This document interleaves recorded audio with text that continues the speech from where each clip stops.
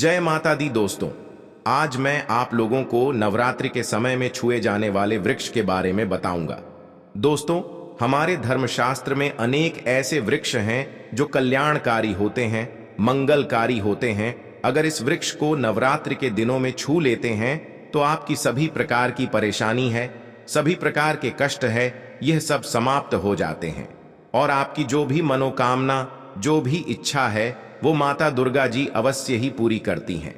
खास करके नवरात्रि के समय में इसका असर कई लाख गुना होता है। नवरात्रि के समय को शक्ति का पर्व कहा जाता है। शक्ति पर्व क्यों कहा जाता है? क्योंकि इस समय अचेत जो वस्तु होती है वह भी चेतना युक्त हो जाती है। अर्थात इस समय जो शक्ति हमारे धरती लोक में आ जाती है, नौ दुर्गा को क्या बोल सकते हैं? हम शक्ति बोल सकते हैं।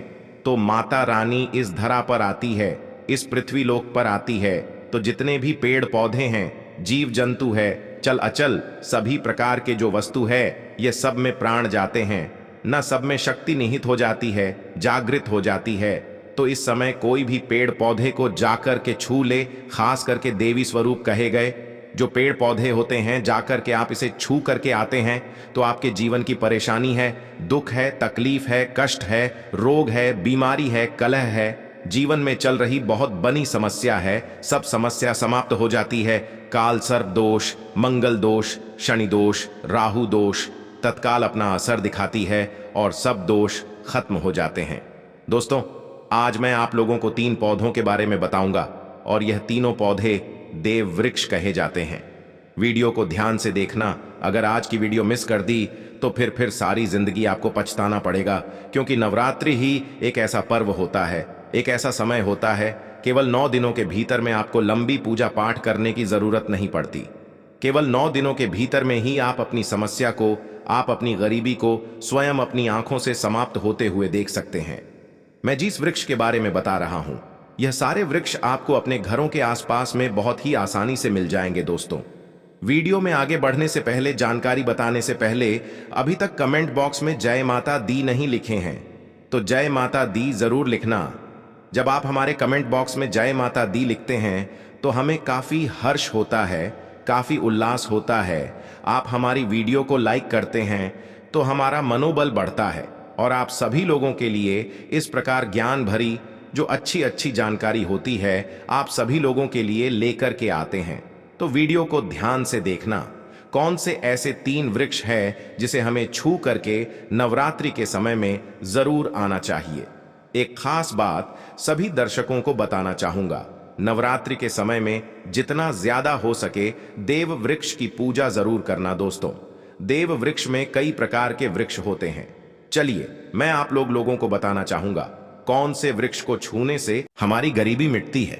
पहला जो वृक्ष है बेल का वृक्ष। जो बेल का वृक्ष है, यह वृक्ष माता पार्वती जी के पसीने से उत्पन्न हुआ है। स्कंद पुराण के अनुसार जो माता पार्वती हैं, यह देवी स्वरूप कही गई है, अर्थात यह नवदुर्गा के स्वरूप कही गई है। तो स्कंद पुराण की कथा में कहा गया है, जो बेल का वृक्ष है माता पार्वती के पसीने से उत्पन्न हुआ है। इसकी डाली में पार्वती, जड़ में ब्रह्म, तने में विष्णु एवं समस्त जो हिस्से हैं उसमें भगवान शंकर जी बसते हैं। संध्या काल में शिव मंदिर के समीप या नौ दुर्गा मंदिर के समीप जो बेल के वृक्ष हैं, इसके नीचे में घी का दीपक जलाने से व्यक्ति धनवान, गुणवान एवं पराक्रमी बनता है। व्यक्ति के सभी प्रकार के मनोरथ की पूर्ति होती है। हमारे धर्मशास्त्र यह भी कहते हैं, नवरात्रि के समय में अगर कोई भी व्यक्ति, जी हाँ, नवरात्रि के समय में अगर कोई भी व्यक्ति बे के वृक्ष को माता नौ दुर्गा का ध्यान करते हुए 7 बार छू करके आ जाते हैं, तो ऐसे व्यक्ति की तत्काल, अगर उपवास व्रत रखा है, ध्यान से सुनिए, जो लोग उपवास व्रत रखे हैं, ऐसे व्यक्ति की थकान, सुस्ती तत्काल चली जाती है।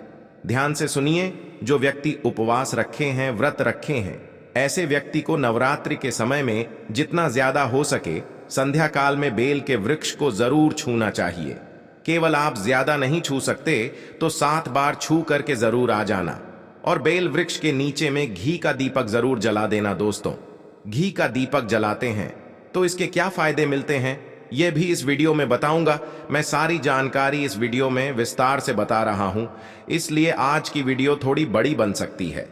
हो सकता है 10 मिनट की वीडियो बन जाए, लेकिन अपना पूरा समय जरूर देना, क्योंकि जब हम उपवास व्रत रखते हैं तो हमारे शरीर में काफी थकान आ जाती है, हमारे शरीर में ऊर्जा की कमी होने लगती है।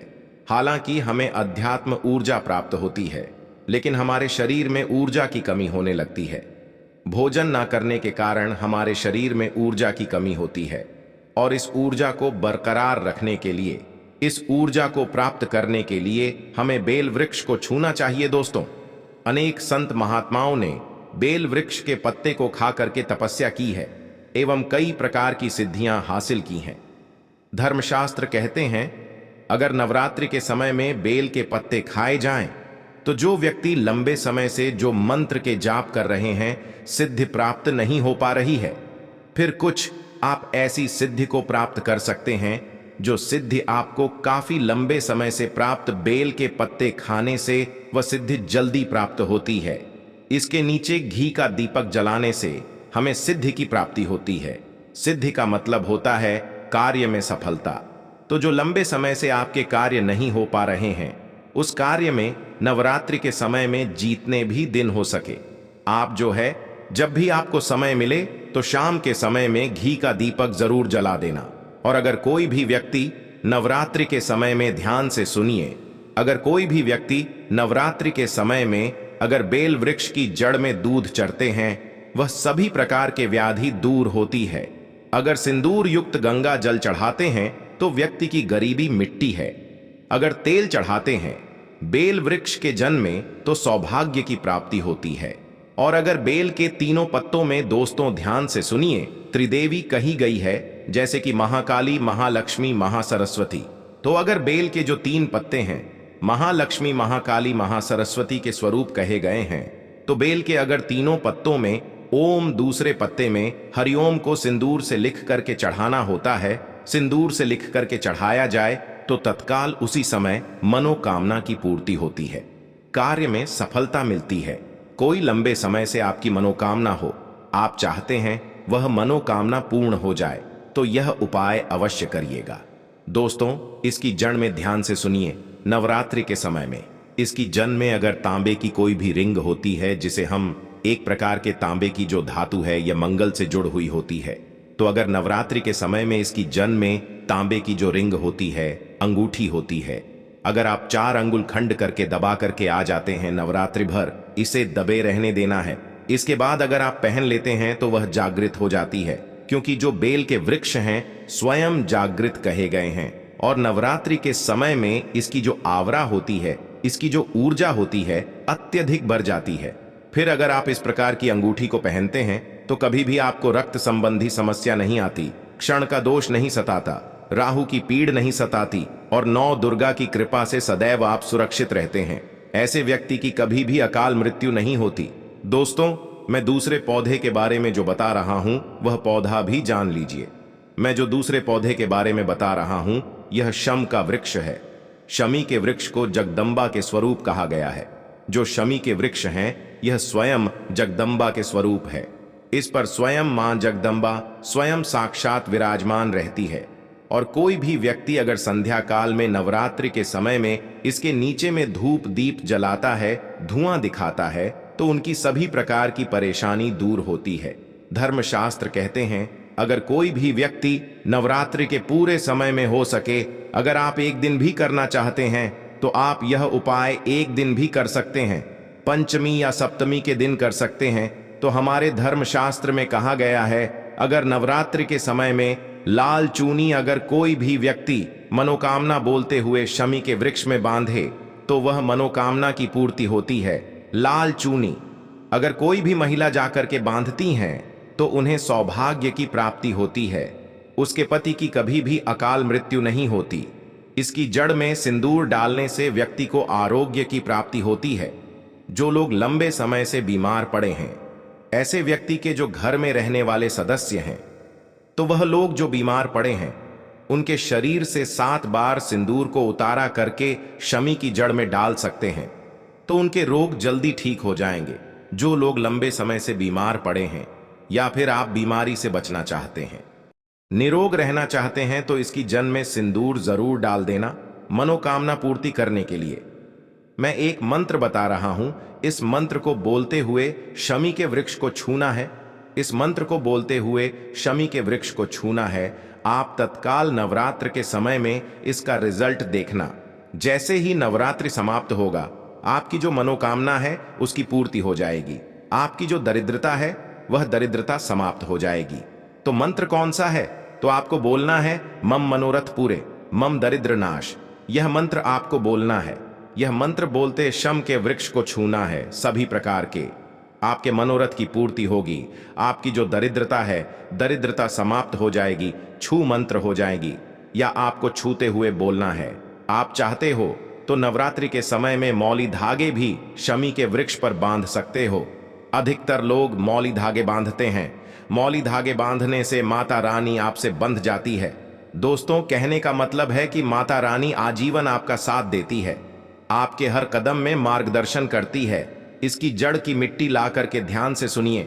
नवरात्रि के समय में अगर आप जो है 9 दुर्गा के उपवास नहीं कर पा रहे हैं, व्रत नहीं कर पा रहे हैं किसी कारणवश, तो केवल इसकी जड़ की मिट्टी ला करके नवरात्रि के समय में स्नान करने से व्यक्ति का भाग्य उदय हो जाता है, व्यक्ति का भाग्य चमक जाता है, व्यक्ति की जो फूटी किस्मत होती है वह भी चमक जाती है।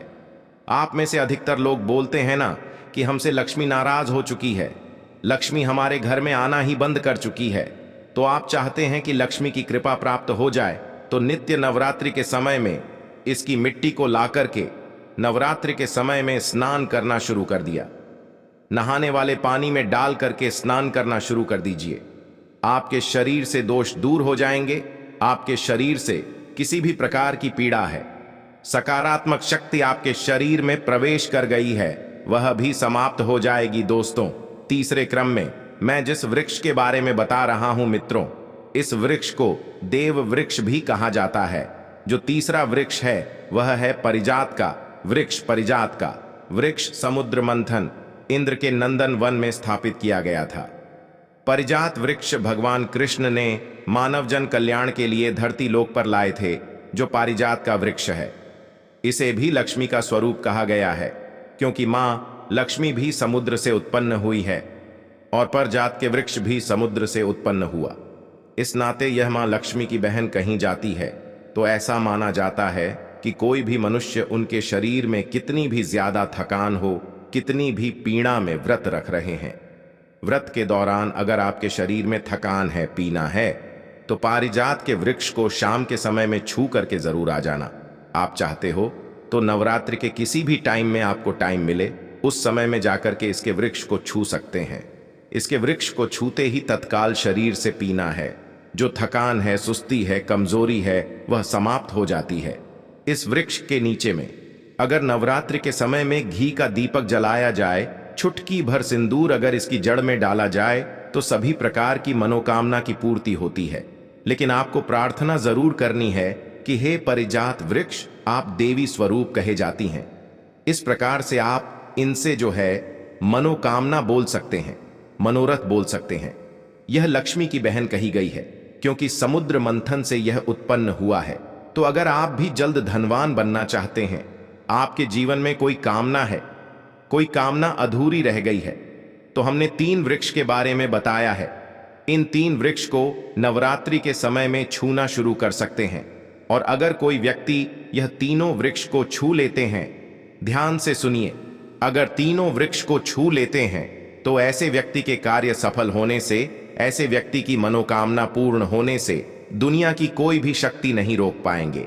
मनोकामना पूर्ति करने के लिए, कार्य में प्रगति प्राप्त करने के लिए, अपनी किस्मत को चमकाने के लिए, सोए हुए भाग्य को जागृत करने के लिए नवरात्रि में यह उपाय जरूर करिएगा। दोस्तों, यह उपाय सोने पर सुहागा होगा या आपकी जिंदगी को संवार देंगे, आपकी जिंदगी में चल रही परेशानी को दूर कर देंगे। तो यह जानकारी कैसी लगी हमें कमेंट सेक्शन में जरूर बताना, और इस जानकारी को अपने तक सीमित मत रखना। इस जानकारी को आगे जरूर शेयर करना, क्योंकि ज्ञान बांटने से ज्ञान बढ़ता है। हो सकता है आप इस वीडियो को शेयर आगे करेंगे तो कोई व्यक्ति नवरात्रि के समय में थकान महसूस करते हैं, पीना महसूस करते हैं, नवरात्रि के समय उनको होती है, किसी भी प्रकार के कष्ट होते हैं तो इन वृक्षों को छू करके सारे कष्टों से छुटकारा पा सकते हैं। तो समाज कल्याण हेतु इस वीडियो को आगे जरूर शेयर करना। कमेंट बॉक्स में अभी तक जय माता दी नहीं लिखा है तो जय माता दी लिख दीजिए। धन्यवाद।